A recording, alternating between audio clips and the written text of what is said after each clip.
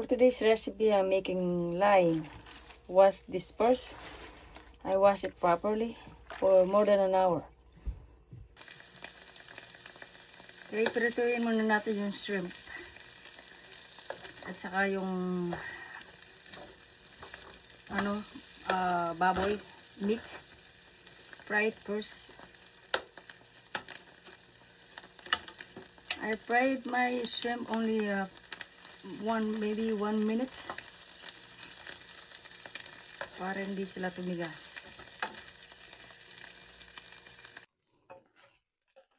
Okay, alisin muna natin tong shrimp. Separate this. Okay. Nilito ko lang ng konti. Ditapings natin ito sa laing.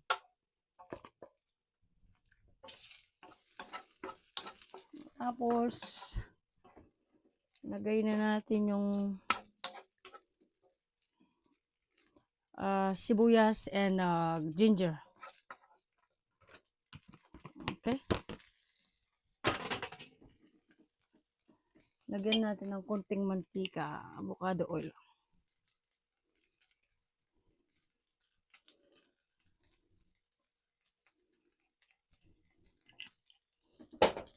That's it. Tapos, then, lagyan ko na ng 1 spoon of garlic.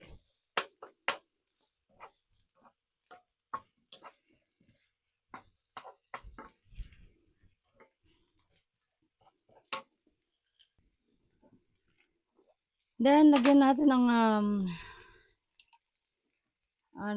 ginisang bagoong 2 spoon. Okay. Tapos mix it.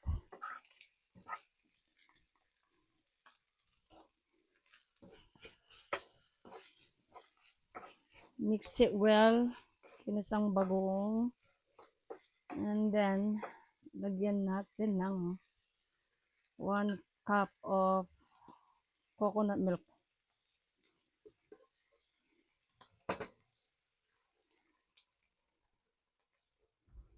There you go.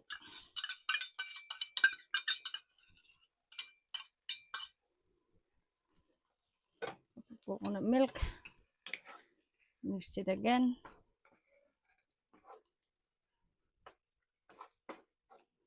Then, lagay na natin yung taro leaves natin. Dry taro leaves. I wash this properly para malinis yung taro leaves.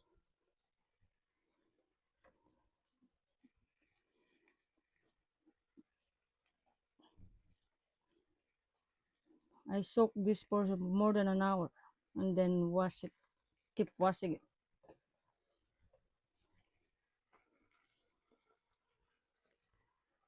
Lagyan natin ng 1 cup of water.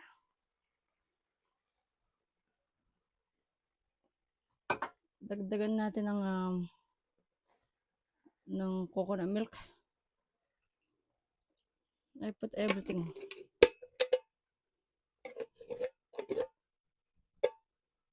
Okay. And then cover it and wait for 20 minutes.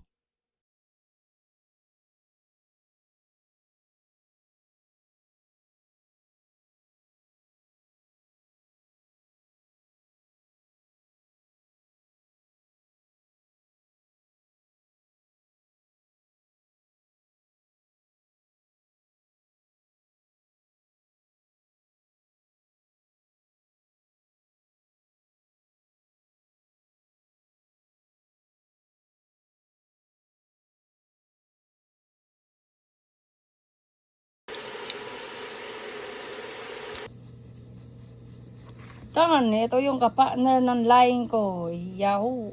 Sarap. Thanks for watching, guys. God bless. Like and share. Thanks.